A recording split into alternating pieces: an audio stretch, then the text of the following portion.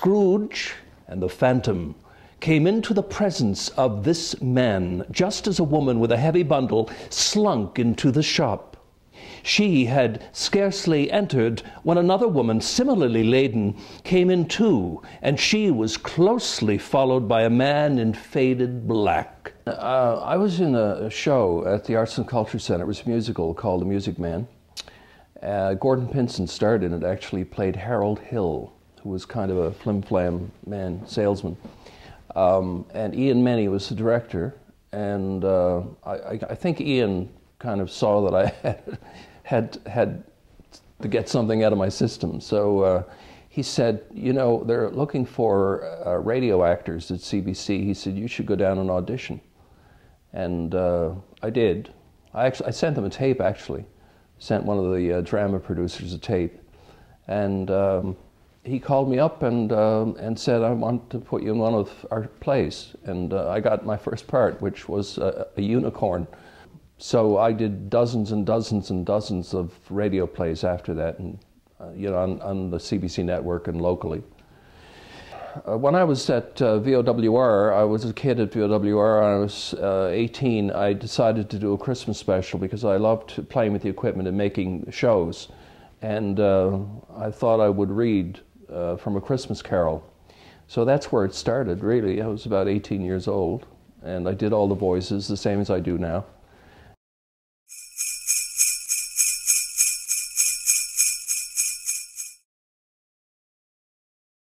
The reason I recorded the CD was because so many people over the years at that particular event, at the church event, said to me, you know, you should put this on a recording. There should be a record of it for posterity. And I kind of, you know, didn't pay much attention to it. So Candace Boken were recording a Christmas CD, and they were kind enough to give me a couple of hours of their recording time just to do the basic recording. And at least I had it then. And after I had it, I started thinking about it, and I read somewhere that 2012 was the 200th anniversary of Charles Dickens' birth.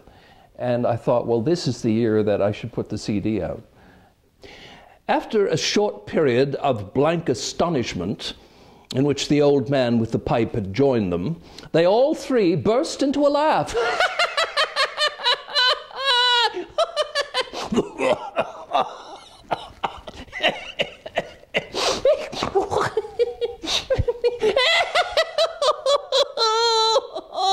Let the charwoman alone to be the first, cried she who had entered first.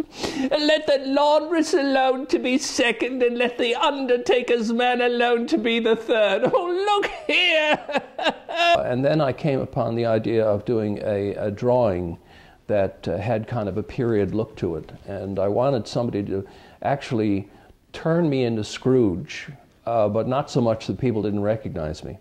And I found a great young artist named Darcy Munchrath. So I saw his work, and I asked him if he would consider doing it. And it was funny because I thought he would say, yes, of course, I'll do it absolutely for you, Carl Wells. Yes.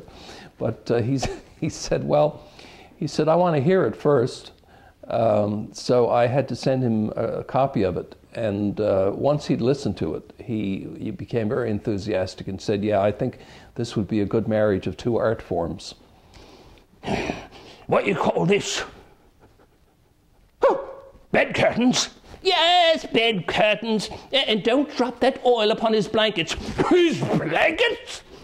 Who else's do you think?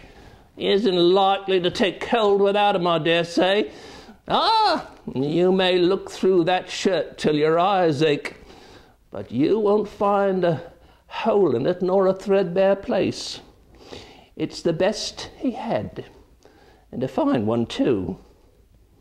They'd have wasted it if it hadn't been for me.